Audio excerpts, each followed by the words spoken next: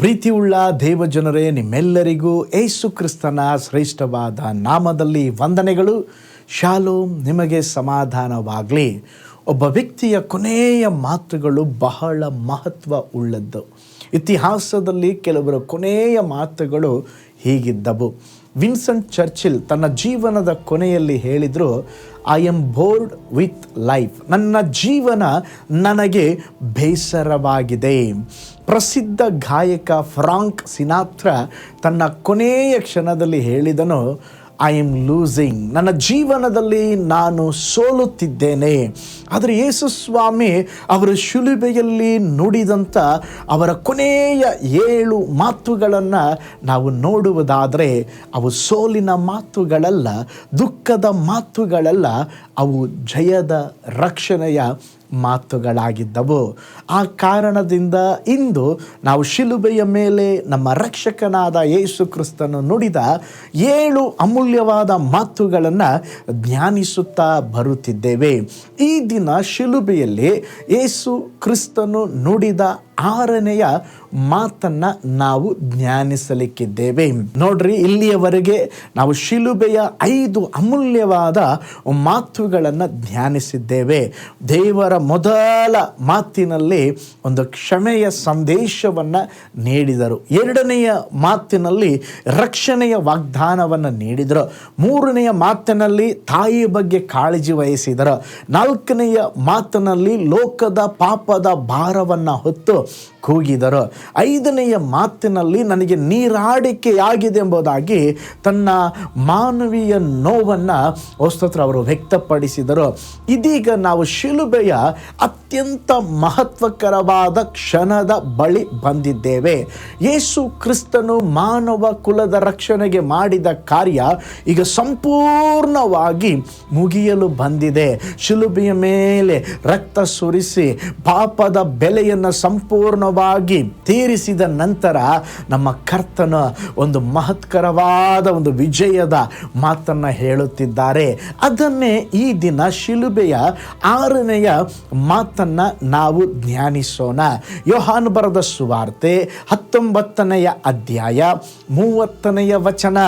ಯೇಸು ಆ ಹುಳಿ ರಸವನ್ನು ತಕ್ಕೊಂಡ ಮೇಲೆ ತೀರಿತು ಎಂದು ಹೇಳಿ ತಲೆ ಭಾಗಿಸಿ ಆತ್ಮವನ್ನು ಒಪ್ಪಿಸಿಕೊಟ್ಟನು. ತೀರಿತು ಎಂಬುದಾಗಿ ಇಂಗ್ಲಿಷ್ನಲ್ಲಿ ಇಟ್ ಈಸ್ ಫಿನಿಶ್ಡ್. ಇದು ಸೋಲಿನ ಕೂಗಲ್ಲ, ಇದು ಒಂದು ಜಯದ ಘೋಷಣೆ. ಪಾಪದ ಸಾಲ ತೀರಿತು, ರಕ್ಷಣೆಯ ಕಾರ್ಯ ಪೂರ್ಣವಾಯಿತು, ದೇವರ ಯೋಜನೆ ನೆರವೇರಿತು.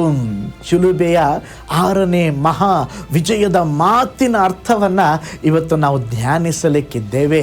ಯೇಸು ಕ್ರಿಸ್ತನು ನಮ್ಮ ಪಾಪಗಳಿಗಾಗಿ ತನ್ನ ಜೀವವನ್ನು ಕೊಡುವ ಕೆಲವೇ ನಿಮಿಷಗಳು ಉಳಿದಿದ್ದಾಗ ಅವರು ಮಾನವನ ಇತಿಹಾಸದಲ್ಲೇ ಅತ್ಯಂತ ಸುಂದರವಾದ 3 ಪದಗಳನ್ನು ಹೇಳಿದರು. ತೀರಿತು. ಗ್ರೀಕ್ ಪದದಲ್ಲಿ ತೀರಿತು ಎಂಬುದಾಗಿದರ ಅರ್ಥ ನೋಡುವಾಗ ಪೂರ್ಣವಾಗಿ ಪಾವತಿಸಲಾಗಿದೆ. ಪೇಡ್ ಇನ್ ಫುಲ್, ಪೂರ್ಣವಾಗಿ ಪಾವತಿಸಲಾಗಿದೆ. ನೋಡ್ರಿ, ನಾವೊಂದು ವಸ್ತುವನ್ನು ಖರೀದಿಸುವಾಗ EMIಯಲ್ಲಿ ನಾವು ಖರೀದಿ ಮಾಡ್ತೇವೆ. ತಿಂಗಳು ಕಂತಿನ ಹಣವನ್ನು ಕಟ್ಟಿಕೊಂಡು ಹೋಗುವಂಥದ್ದು. ಆದರೆ ಯೇಸು ಸ್ವಾಮಿ ಅವರು ಶಿಲುಬೆಯಲ್ಲಿ ತೀರಿತು ಎಂಬುದಾಗಿ ಹೇಳುವಾಗ ನಮ್ಮ ಜೀವಿತದಲ್ಲಿ ಪಾಪದ ಶಾಪದ ಪ್ರತಿಯೊಂದು ಕಾರ್ಯಕ್ಕೂ ಹಂತವಾಗಿ ನಾನು ಪಾವತಿಸ್ತೇನೆ ಎಂಬುದಾಗಿ ಹೇಳಲಿಲ್ಲ. ಅವರು ಪೂರ್ಣವಾಗಿ ಶಿಲುಬೆಯಲ್ಲಿ ಎಲ್ಲವನ್ನ ಪಾವತಿಸಿ ಬಿಟ್ಟರು. ಯೇಸು ಸ್ವಾಮಿಯವರು ನಮ್ಮ ಪಾಪಗಳಿಗಾಗಿ ಕಂತುಗಳಲ್ಲಿ ಪಾವತಿ ಮಾಡಲಿಲ್ಲ, ಪಾವತಿಯ ಯೋಜನೆ ಹಾಕಲಿಲ್ಲ, ಪೂರ್ಣವಾಗಿ ಪಾವತಿಸಿದರು. ಅದನ್ನೇ ನೋಡ್ತೇವೆ, ಎಲ್ಲವೂ ತೀರಿತು. ನಾವು ಸಂತೋಷ ಪಡಬೇಕಾದ ಒಂದು ವಿಷಯವೇನಂತ ಹೇಳಿದ್ರೆ, ನಮ್ಮ ರಕ್ಷಣೆಯ ವಿಷಯದಲ್ಲಿ ಯೇಸು ಕ್ರಿಸ್ತನು ಶಿಲುಬೆಯ ಮೇಲೆ ಮಾಡಿದ ಬಲಿಯ ವಿಷಯದಲ್ಲಿ ಎಲ್ಲವೂ ಸಂಪೂರ್ಣವಾಗಿ ಪಾವತಿಸಲಾಗಿದೆ. ಈ ಮಾತು ಯೇಸು ಹೇಳಿದ 7 ಮಾತುಗಳಲ್ಲಿ ಬಹುಶಃ ಅತ್ಯಂತ ಶ್ರೇಷ್ಠವಾದ ಮಹತ್ಕರವಾದಂಥ ಮಾತಾಗಿದೆ. ಇಷ್ಟು ದೊಡ್ಡ ಕಾರ್ಯವನ್ನು ಕೇವಲ ಒಂದೇ ಪದದಲ್ಲಿ ಹೇಳಿ ಕಾರ್ಯ ರೂಪಕ್ಕೆ ತರಲಾಯಿತು. ಎಲ್ಲ ಸುವಾರ್ತೆಯ ಭಾಗದಲ್ಲಿ ಇದನ್ನು ದಾಖಲಿಸಿದಾಗಲೂ ಕೂಡ ಮತ್ತಾಯನು ಬರುವಾಗ ಯೇಸು ಮಹಾಧ್ವನಿಯಿಂದ ಕೂಗಿ ಪ್ರಾಣ ಬಿಟ್ಟನೆಂಬುದಾಗಿ ನೋಡ್ತೇವೆ. ಮಾರ್ಕನು ಬರೆಯುವಾಗ ಯೇಸು ಮಹಾಧ್ವನಿಯನ್ನು ಗೈದು ಪ್ರಾಣ ಬಿಟ್ಟನು. ಆದರೆ ಲೂಕನ ಈ ರೀತಿಯಾಗಿ ಓದುತ್ತೇವೆ, ಯೇಸು ತಂದೆಯೇ ನನ್ನ ಆತ್ಮವನ್ನು ಒಪ್ಪಿಸಿ ಕೊಡುತ್ತೇನೆಂಬುದಾಗಿ ಮಹಾಧ್ವನಿಯಿಂದ ಕೂಗಿದನು. 3 ಬರಹಗಾರರು ಬರೆಯುವಾಗ ಅಲ್ಲಿ ಒಂದು ಪದ ಗಮನಿಸ್ರಿ, ಯಾವ ಧ್ವನಿಯಿಂದ? ಮಹಾಧ್ವನಿಯಿಂದ. ಅಂದರೆ ಆ ಧ್ವನಿಯಲ್ಲಿ ಒಂದು ಜಯ ಇತ್ತು. ಎಲ್ಲ ಮುಗಿಯಿತು, ನಾನು ಎಲ್ಲ ಮಾಡಿಬಿಟ್ಟೆ, ನಾನು ಎಲ್ಲ ಮುಗಿಸಿಬಿಟ್ಟೆ, ಎಲ್ಲ ಪಾವತಿಸಿಬಿಟ್ಟೆ ಎಂಬುದಾಗಿ ಮಹಾಧ್ವನಿಯಿಂದ ಅವರು ಘೋಷಿಸಿದರು. ತಾವು ಮಾಡಬೇಕಾದ ಕಾರ್ಯವನ್ನು ಮಾಡಿ ಮುಗಿಸಿದ ಮೇಲೆ ಎಲ್ಲ ಮುಗಿಯಿತು, ಎಲ್ಲ ತೀರಿತು ಎಂಬುದಾಗಿ ಯೇಸು ಸ್ವಾಮಿ ಹೇಳಿದರು. ಪರಲೋಕದ ದೇವದೂತರು ಕೇಳಬೇಕಾದಂಥ ಕೂಗು, ಪರಲೋಕವೇ ಹರ್ಷಿಸಬೇಕಾದಂಥ ಕೂಗು, ಲೋಕದ ಆದಿಯಲ್ಲಿ ಯೋಜಿಸಿದ ಬಿದ್ದು ಹೋದ ಸೃಷ್ಟಿಯನ್ನು ಬಿಡುಗಡೆ ಮಾಡಿದಂಥ ಕೂಗು, ಈ ಮಹಾಧ್ವನಿಯಿಂದ ಮಹಾಯಾಜಕರು ಪಂಡಿತರು ಕೇಳಲೇಬೇಕಾದಂಥ ಕೂಗು.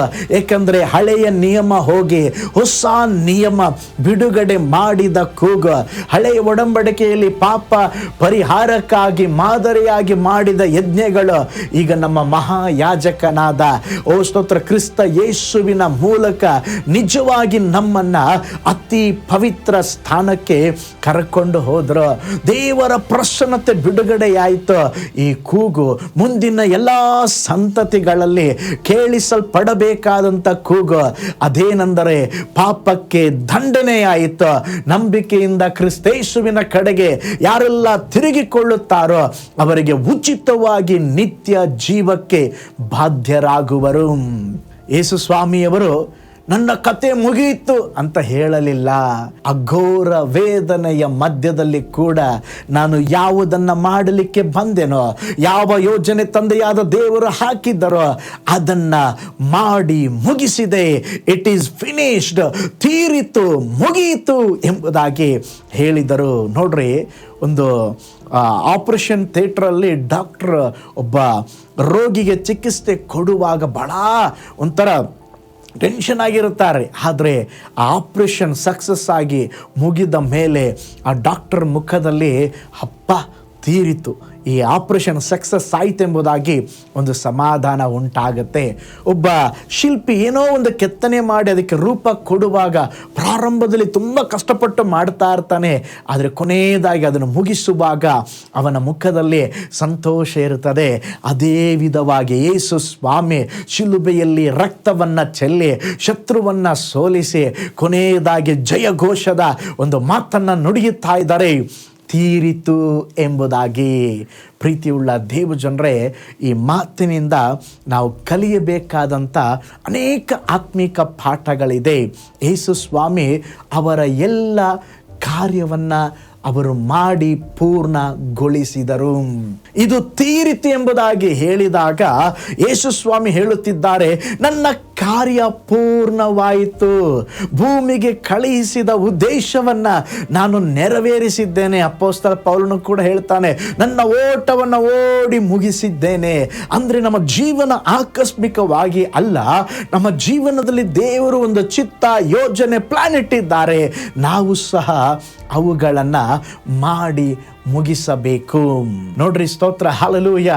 ನಾವು ನಮ್ಮ ಜೀವನದಲ್ಲಿ ಅನುಭವಿಸಿದ ನೋವು, ಕಷ್ಟ, ವೇದನೆ ಎಲ್ಲವೂ ಇದ್ದರೂ ಕೂಡ ನಾನು ದೇವರ ಚಿತ್ತವನ್ನು ಮಾಡಿ ಮುಗಿಸಿದೆ, ದೇವರು ನನಗೇನನ್ನು ಕೊಟ್ಟಿದ್ರೋ ಅದನ್ನು ಮಾಡಿ ಮುಗಿಸಿದೆ ಎಂಬಂಥ ಒಂದು ಜಯದ ಘೋಷವನ್ನು ನಾವು ಸಹ ಸ್ತೋತ್ರ ಹೇಳಬೇಕಾಗಿದೆ. ಇತಿಹಾಸದಲ್ಲಿ ಹೇಳಲ್ಪಟ್ಟಂಥ ಅತ್ಯಂತ 3 ಪದ ಇದೆ ಅಂತ ಹೇಳಿದ್ರೆ ಯೇಸು ಸ್ವಾಮಿ ಹೇಳಿದ ಮಾತು ತೀರಿತು, ಕೆಲಸ ಪೂರ್ಣವಾಗಿದೆ. ಓ ಸ್ತೋತ್ರ, ಇನ್ನು ಮೇಲೆ ಯಾವುದು ಚಿಂತೆ ಮಾಡಬೇಕಾದ ಅವಶ್ಯಕತೆ ಇಲ್ಲ. ಮಾನವ ಕುಲಕ್ಕಾಗಿ ನಾನು ಏನು ಮಾಡಬೇಕಾಗಿದೆಯೋ ಅದೆಲ್ಲವನ್ನ ನಾನು ಮಾಡಿ ಮುಗಿಸಿದ್ದೇನೆ. ಈಗ ನನ್ನ ಜೀವಿತದಲ್ಲಿ ನಾನು ತಂದೆಯಾದ ದೇವರ ಯೋಜನೆಯನ್ನು ನೆರವೇರಿಸಿದ್ದೇನೆ. ಯೇಸು ಸ್ವಾಮಿ ಶಿಲುಬೆ ಮೇಲೆ ಹೇಳಿದರು, ತೀರಿತು ಎಂಬುದಾಗಿ. ಆ ಕಾರಣದಿಂದ ಇವತ್ತು ಸ್ತೋತ್ರ ನಮ್ಮ ಜೀವಿತದಲ್ಲಿ ತಿರುಗಿ ಸ್ತೋತ್ರ ನಾವು ಪರಲೋಕಕ್ಕೆ ಹೋಗಲಿಕ್ಕೆ, ರಕ್ಷಣೆ ಹೊಂದಲಿಕ್ಕೆ, ಮೋಕ್ಷದ ಅನುಭವ ಎಲ್ಲ ನಾವೇನು ಮಾಡಬೇಕಾಗಿಲ್ಲ. ಅವರ ಶಿಲುಬೆಯಲ್ಲೇ ಎಲ್ಲವನ್ನ ಮಾಡಿ ಮುಗಿಸಿ ಹೇಳುತ್ತಿದ್ದಾರೆ, ತೀರಿತು ಎಂಬಂಥ ಮಾತು. ಈ 6ನೆಯ ವಾಕ್ಯದಲ್ಲಿ ತೀರಿತೆಂಬುದಾಗಿ ಹೇಳುವಾಗ ಅಲ್ಲಿ ಯೇಸು ಸ್ವಾಮಿಯವರ ಜೀವಿತದಲ್ಲಿ ಒಂದು ಸಂತೃಪ್ತಿಯನ್ನು, ಒಂದು ಜಯವನ್ನು ನೋಡಬಹುದಾಗಿದೆ. ಯಾಕೆಂದರೆ ತಂದೆಯಾದ ದೇವರ ಚಿತ್ತವನ್ನು ನೆರವೇರಿಸಿದರು. ದೈವ ಮಕ್ಕಳ ಜೀವನವು ಈ ಲೋಕದಲ್ಲಿ ಮುಗಿದು ಹೋಗುವುದಿಲ್ಲ. ನಾವು ದೇವರು ಏನು ಉದ್ದೇಶ ಇಟ್ಟಿದ್ದಾರೋ ಅದನ್ನು ಮಾಡಿ ಮುಗಿಸಬೇಕು. ಅದಕ್ಕೆ 2 ತಿಮೋತಿ 4:7 ಪೌಲನು ಹೇಳ್ತಾನೆ, ಒಳ್ಳೆ ಹೋರಾಟವನ್ನು ಹೋರಾಡಿದ್ದೇನೆ, ಓಟವನ್ನು ಮುಗಿಸಿದ್ದೇನೆ, ನಂಬಿಕೆಯನ್ನು ಕಾದುಕೊಂಡಿದ್ದೇನೆ. ಅದೇ ರೀತಿಯಾಗಿ ಯೇಸು ಸ್ವಾಮಿಯವರು ಸಹ ತಮ್ಮ ಕಾರ್ಯವನ್ನು ಮುಗಿಸಿ ವಿಜಯದಿಂದ ಹೇಳಿದರು, ತೀರಿತು ಎಂಬುದಾಗಿ. ಈ ಒಂದು ಮಾತಿನ ಅರ್ಥ ಬಹಳ ಆಳವಾದದ್ದು. ಸಮುದ್ರದಂತೆ ಅಗಾಧವಾದ ಸತ್ಯ ಇದರಲ್ಲಿ ಅಡಗಿದೆ. ಈ ಮಾತಿನಲ್ಲಿ ಕ್ರಿಸ್ತನು ಮುಗಿಸಿದ ಅಥವಾ ತೀರಿತು ಎಂಬುದಾಗಿ ಹೇಳುವಾಗ ಅಲ್ಲಿ ಪ್ರವಾದನೆಗಳು ನೆರವೇರಿಕೆ ಇನ್ನು ಮುಂದೆ ಇಲ್ಲ, ಎಲ್ಲ ನೆರವೇರಿತು ಎಂಬುದಾಗಿ ಹೇಳಿದರು. ಶಿಲುಬೆಯ ಶ್ರಮೆಯ ಕುರಿತು ಹಳೆಯ ಒಡಂಬಡಿಕೆಯಲ್ಲಿ ಹೇಳಿದ ಎಲ್ಲ ಪ್ರವಾದನೆಗಳು ನೆರವೇರಿದವು. ಅದಕ್ಕೆ ಹೇಳಿದರೆ ಎಲ್ಲ ತೀರಿತು. ಆತನ ಶರೀರದ ಶ್ರಮ ಮುಗಿಯಿತು. ಚಾಟಿ ಏಟು, ಮುಳ್ಳಿನ ಕಿರೀಟ, ಶಿಲುಬೆಯ ನೋವು, ಸ್ತೋತ್ರ, ಎಲ್ಲ ಶಾರೀರಿಕ ಶ್ರಮಗಳ ಕಾರ್ಯಗಳು ತೀರಿತು ಎಂಬುದಾಗಿ ಹೇಳಿದರು. ಯಜ್ಞಾರ್ಪಣೆ ಪೂರ್ಣವಾಯಿತು. ಯೇಸುಸ್ವಾಮಿ ಲೋಕದ ಪಾಪಕ್ಕಾಗಿ ಬಲಿಯಾದ ದೇವರ ಕುರಿಮರಿಯಾಗಿದ್ದಾರೆ. ಅವರ ತ್ಯಾಗದ ಮೂಲಕ ಪಾಪದ ಬೆಲೆ ಸಂಪೂರ್ಣವಾಗಿ ತೆತ್ತಿ ಮುಗಿಸಿ ಹೇಳಿದರು, ತೀರಿತೆಂಬುದಾಗಿ ಹೇಳುವಾಗ ಸೈತಾನನ ಮೇಲೆ ಜಯ ದೊರಕಿತು. ಶಿಲುಬೆಯ ಮೂಲಕ ಯೇಸು ಕ್ರಿಸ್ತನು ಪಾಪ, ಮರಣ, ಸೈತಾನನ ಮೇಲೆ ವಿಜಯವನ್ನು ಸಾಧಿಸಿದರು. ಅದರಿಂದ ಯೇಸು ಸ್ವಾಮಿ ಹೇಳಿದರು, ತೀರಿತು ಎಂಬುದಾಗಿ. ಪ್ರೀತಿಯುಳ್ಳ ದೇವ ಜನರೇ, ರಕ್ಷಣೆಯ ಕಾರ್ಯ ಪರಿಪೂರ್ಣವಾಗಿ ನೀಗಿ ಹೋಯಿತು. ಪಾಪದ ಸಾಲ ತೀರಿ ಹೋಯಿತು.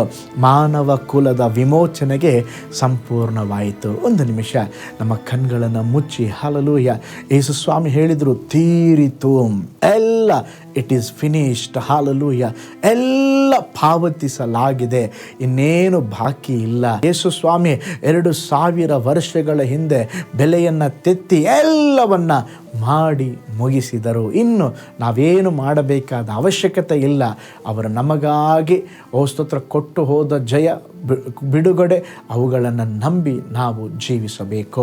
ನಾವು ಪ್ರಾರ್ಥನೆ ಮಾಡೋಣ. ಪರಲೋಕದಲ್ಲಿ ವಾಸ ಮಾಡುವ ನಮ್ಮ ತಂದೆಯಾದ ದೇವರೇ, ಈ ಒಳ್ಳೆಯ ಸಮಯಕ್ಕಾಗಿ ಸ್ತೋತ್ರ. ಈ ದಿನ ಸ್ವಾಮಿ ನಿಮ್ಮ ಶಿಲುಬೆಯ 6ನೆಯ ಮಾತನ್ನು ಧ್ಯಾನಿಸಲಿಕ್ಕೆ ನಮಗೆ ಸಹಾಯ ಮಾಡಿದ್ದೀರ. ನೀವು ಹೇಳಿದ್ರಿ ಸ್ವಾಮಿ, ತೀರಿತು ಎಂಬುದಾಗಿ. ಹೌದಪ್ಪ, ನಿಮ್ಮ ಪ್ರತಿಯೊಂದು ಕಾರ್ಯಗಳನ್ನು ಮಾಡಿ ಮುಗಿಸಿದ್ರಿ. ನಮ್ಮ ಜೀವಿತದಲ್ಲಿ ಕೂಡ ನೀವು ಯಾವ ಯೋಜನೆ ಇಟ್ಟಿದ್ದೀರೋ, ಯಾವ ಪ್ಲ್ಯಾನ್ ಇಟ್ಟಿದ್ದೀರೋ ಅವೆಲ್ಲವೂ ನೆರವೇರಲಿ ಎಂಬುದಾಗಿ ನಾವು ಪ್ರಾರ್ಥಿಸ್ತೇವೆ. ನಿನ್ನ ನಾಮದಲ್ಲಿ ಒಂದು ಅದ್ಭುತ ನಡೆಯಲಿ ಸ್ವಾಮಿ. ನೀವು ಆಳ್ವಿಕೆ ಮಾಡಿರಿ. ಎಲ್ಲ ಸ್ತುತಿ, ಘನ, ಮಾನ, ಮಹಿಮೆ ನಿಮಗೆ ಸಲ್ಲಿಸ್ತೇವೆ. ಈ ವಿಡಿಯೋ ವಾಚ್ ಮಾಡಿದ ಪ್ರತಿಯೊಂದು ಕುಟುಂಬಗಳು ಆಶೀರ್ವದಿಸಲ್ಪಡಲಿ ಯೇಸುವಿನ ಹೆಸರಿನಲ್ಲಿ ತಂದೆಯೇ, ಆಮೇನ್. Praise the lord. ಹಾಗಾದರೆ ಸ್ತೋತ್ರ. ಯೇಸು ಸ್ವಾಮಿ ನಮಗಾಗಿ ಎಲ್ಲವನ್ನು ಮಾಡಿ ಮುಗಿಸಿದ್ದಾರೆ. ಅದನ್ನು ನೆನೆಸಿ ನಾವು ದೇವರಿಗೆ ಸ್ತೋತ್ರ ಹೇಳಿ ಅವರ ಮಹಿಮೆಗಾಗಿ ಜೀವಿಸೋಣ. ಸ್ತೋತ್ರ. ಕರ್ತನು ನಿಮ್ಮನ್ನು ಆಶೀರ್ವಾದ ಮಾಡಲಿ. God bless you. ಕರ್ತನಲ್ಲಿ ಪ್ರಿಯರೇ, ಈ ಸಂದೇಶ ಮತ್ತು ಪ್ರಾರ್ಥನೆ ನಿಮಗೆ ಆಶೀರ್ವಾದಕರವಾಗಿದ್ದರೆ, ದೇವರು ನಿಮ್ಮನ್ನು ಪ್ರೇರೇಪಿಸಿದರೆ, ನಂಬಿಕೆಯಿಂದ ಸಾಗುವ ಈ ಸೇವೆಗೆ ನಿಮ್ಮ ಅಮೂಲ್ಯವಾದ ಕಾಣಿಕೆಯನ್ನು ಬಿತ್ತಿರಿ. ಪ್ರೀತಿಯ ದೇವಜನರೇ, ವಾಯ್ಸ್ ಆಫ್ ಹೋಪ್ ಮಿನಿಸ್ಟ್ರಿಯ ವತಿಯಿಂದ ಕೋರಮಂಗಲದಲ್ಲಿ ಪ್ರತಿ ಭಾನುವಾರ ಬೆಳಿಗ್ಗೆ 9:30ಕ್ಕೆ ಕನ್ನಡ ಆರಾಧನೆ ನಡೆಯುತ್ತಿದೆ. ಆತ್ಮಭರಿತವಾದ ಆರಾಧನೆ, ಮನಮುಟ್ಟುವ ಸಾಕ್ಷಿ, ಬಲಪಡಿಸುವ ದೇವ ಸಂದೇಶ. ಬನ್ನಿ, ನಮ್ಮೊಂದಿಗೆ ಭಾಗಿಯಾಗಿ ಕರ್ತನನ್ನು ಆರಾಧಿಸಿರಿ. ನೂತನ ತಿಂಗಳ ಆಶೀರ್ವಾದ ಕೂಟ ಪ್ರತಿ ತಿಂಗಳು ಮೊದಲ ದಿನ ಸಂಜೆ 7 ಗಂಟೆಗೆ. ಪ್ರತಿ ತಿಂಗಳು 2ನೇ ಶನಿವಾರ ಬಿಡುಗಡೆ ಉಪವಾಸ ಪ್ರಾರ್ಥನೆ ಕೂಟ ಬೆಳಿಗ್ಗೆ 10:30ಕ್ಕೆ. ನಿಮಗಾಗಿ ಪ್ರಾರ್ಥಿಸಬೇಕೆ? ನಿಮಗೆ ಯಾವುದಾದರೂ ಪ್ರಾರ್ಥನೆ ಮನವಿಗಳು ಇರುವುದಾದರೆ ಕೆಳಗಿನ ನಂಬರಿಗೆ ಕರೆ ಮಾಡಿ ಅಥವಾ ವಾಟ್ಸಪ್ ಮಾಡಿ.